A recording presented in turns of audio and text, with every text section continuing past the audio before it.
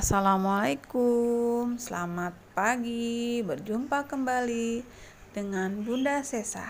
Jangan lupa untuk yang baru pertama kali berkunjung, di subscribe dan tekan tanda loncengnya supaya kalian bisa update terus video-video terbaru dari Bunda. Pada hari ini kita akan belajar kelas 5, tema 1, subtema 2, pembelajaran 6. Kalian siap belajar? Pada pembelajaran 6, kita akan belajar IPA, menjelaskan alat gerak dan fungsinya pada hewan dan manusia, serta cara memelihara kesehatan alat gerak manusia. Bahasa Indonesia menentukan pokok pikiran dalam teks lisan dan tulis. SBDP memahami gambar cerita. Tujuan pembelajaran pada hari ini, yang pertama, dengan mengamati gambar, siswa dapat menyebutkan macam-macam gerak otot dengan percaya diri. Yang kedua, dengan membaca, siswa dapat menemukan ide pokok masing-masing paragraf dengan tanggung jawab. Yang ketiga, dengan menggambar, siswa dapat menggali informasi dari bacaan dituangkan ke dalam bentuk gambar cerita dengan disiplin. Yang keempat, dengan menggambar, siswa dapat menyebutkan organ gerak manusia dengan peduli. Kita mulai belajar ya. Pak Anto dan Beni kaget. Tiba-tiba terdengar suara teriakan minta tolong. Mereka berdua pun segera mencari dan menghampiri sumber suara tersebut. Oh, ternyata kaki salah satu pekerja keseleo karena terpeleset saat melangkah keluar dari sawah. Dia nampak kesakitan sekali. "Kenapa dengan Pak Bejo, Pak?" tanya Beni khawatir.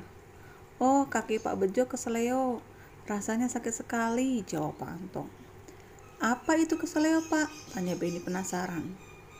Keseleo merupakan gangguan atau cedera yang terjadi pada otot. Hal tersebut dapat terjadi karena adanya gerakan dadakan, kekurangsiapan otot untuk melakukan suatu gerakan, juga karena adanya paksaan gerakan pada otot, jelas Pak Anto. "Oh, begitu ya, Pak," sahut Beni. "Beni, keseleo bisa terjadi kapan saja dan di mana saja, serta dalam kegiatan apa saja.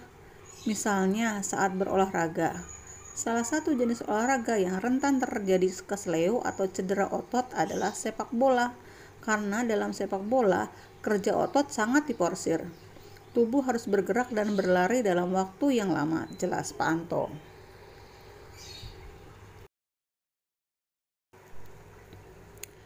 Oleh karena itu, untuk memperkecil kemungkinan terjadinya cedera, sebelum melakukan permainan sepak bola dan olahraga lainnya, harus menguasai teknik-tekniknya terlebih dahulu. Selain itu, kita harus melakukan pemanasan agar tulang dan otot-otot kita dalam keadaan siap, tambah Pak Anto.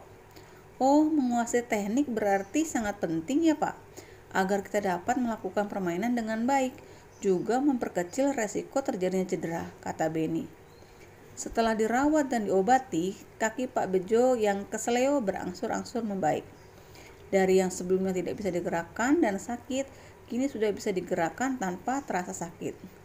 Kaki Pak Bejo sudah bisa ditekuk, diluruskan, dan diputar-putar. Pak Anto dan Beni pun senang melihatnya. Sekarang kaki Pak Bejo pun bisa digerak-gerakkan kembali.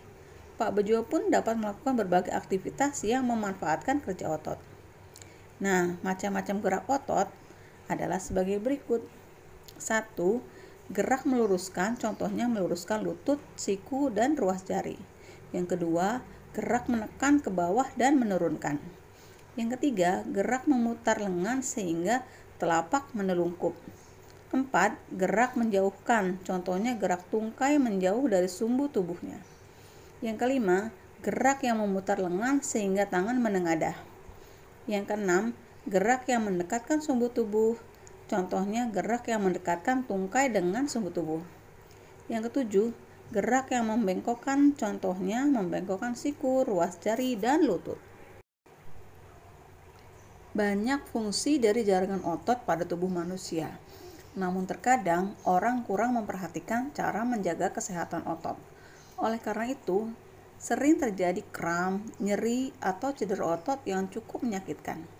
Nah, bagaimanakah cara menjaga kesehatan otot? akan dijelaskan berikut ya. Simak baik-baik. Cara menjaga dan merawat otot pada manusia adalah sebagai berikut. Yang pertama, menghindari gerakan yang membebani kerja otot secara berlebihan agar terhindar dari gangguan atau cedera pada otot. Maka kita harus menghindari kegiatan atau gerakan yang dipaksakan, gerakan tiba-tiba, dan kegiatan-kegiatan yang terlalu membebani kerja otot. Yang kedua, melakukan peregangan. Lakukan beberapa gerakan peregangan sebelum dan sesudah melakukan aktivitas tertentu yang memanfaatkan kerja otot dalam jangka waktu yang lama, seperti saat melakukan olahraga, berjalan jauh, dan berlari. Yang ketiga, melakukan latihan rutin. Banyak latihan fisik yang dapat kita lakukan untuk menjaga kesehatan otot. Latihan rutin ini dapat dilakukan dengan beban maupun tanpa beban. Bisa dilakukan di dalam maupun di luar ruangan. Misalnya jogging, bersepeda, latihan kebugaran di pusat kebugaran, dan lain-lain. Yang keempat, memenuhi kebutuhan cairan tubuh. Kebutuhan cairan setiap orang berbeda-beda. Sedikitnya mengonsumsi 6 gelas air sehari agar dapat menjaga kesehatan tubuh. Cairan dapat membantu otot melemas setelah berkontraksi serta dapat melembabkan sel-sel otot, sehingga tidak mudah mengalami ketegangan. Yang kelima, mengonsumsi makanan yang bergizi dan bermanfaat bagi otot. Banyak jenis makanan yang mengandung zat gizi yang baik bagi otot, khususnya untuk pembentukan otot. Makanan-makanan tersebut antara lain putih telur, susu, ikan tuna, sayur brokoli, dada ayam, daging sapi, minyak ikan, keju, kacang almond dan kacang Arab, dan bawang. Yang keenam, meringankan nyeri otot. Gunakan krim khusus otot untuk menimbulkan rasa hangat sehingga otot yang kram menjadi lebih rileks.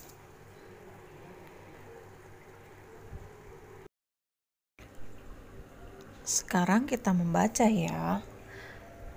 Ade Rai adalah sosok pria perkasa yang sangat terkenal di Indonesia, bahkan di dunia. Sebagai binaragawan Indonesia, banyak sudah prestasi yang diraihnya, baik di tingkat nasional maupun internasional.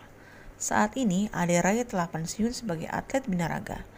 Meskipun demikian, ia tetap aktif menjadi pembina dan membuka tempat kebugaran di beberapa daerah di Indonesia. Pada waktu kecil, Ade Rai hanya seorang anak kecil yang memiliki tubuh kurus, bahkan bisa dibilang sangat kurus. Pada umur 10 tahun, Ade Rai hanya memiliki berat badan 25 kg. Bahkan hingga mencapai remaja dengan tinggi 183 cm, berat badan Ade Rai hanya 55 kg. Ade Rai, dia memiliki minat yang tinggi dalam bidang olahraga. Pada awalnya, dia menggeluti bidang olahraga bulu tangkis. Namun Ade Rai tidak begitu lama menggeluti bulu tangkis, hingga pada akhirnya dia lebih memilih untuk menjadi seorang atlet binaraga. Prestasi pertama Ade Rai dalam bidang binaraga diraih pada tahun 1995.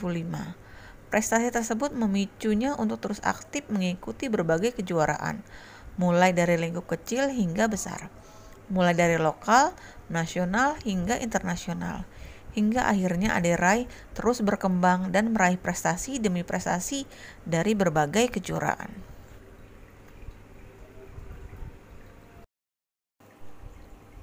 Masalah prestasi yang diraih Ade Rai tidak perlu diragukan lagi. Dari berbagai kejuaraan yang diikutinya selalu membuahkan hasil yang mengagumkan. Salah satunya kemenangannya di Muscle Mania World atau kejuaraan dunia binaraga, kelas berat ringan. Dari situlah kemudian membawa Ade Rai menuju ke kejuaraan multi-event Asia Tenggara atau SEA Games pada tahun 1997. Pada kejuaraan tersebut, Ade Rai pun mampu mempersembahkan emas bagi bangsa Indonesia. Bahkan setelah itu masih banyak piala dan medali yang dia raih dari berbagai kejuaraan tingkat nasional dan internasional. Berkat prestasi-prestasinya itulah Ade Rai turut mempromosikan binaraga di Indonesia.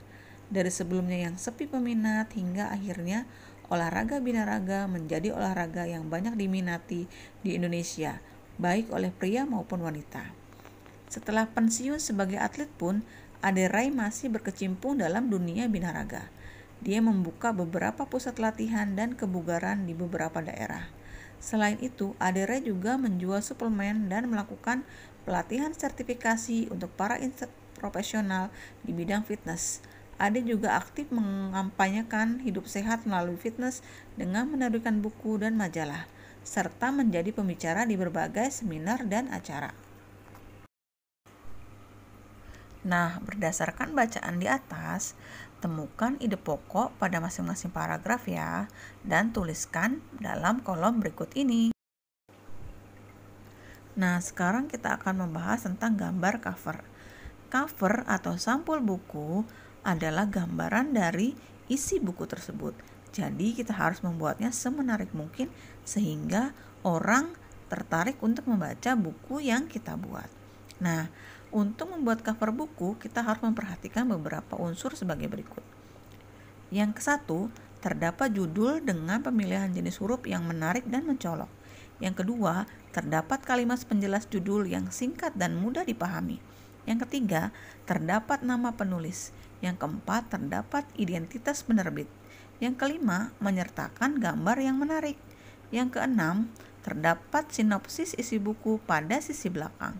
Yang ketujuh, terdapat identitas buku pada punggung buku.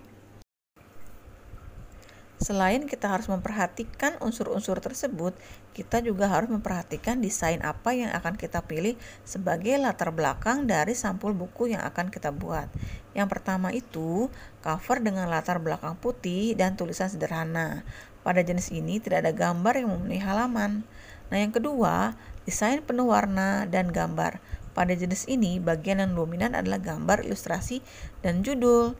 Nah, kalian sudah bisa memahami ya bagaimana cover atau sampul buku yang baik.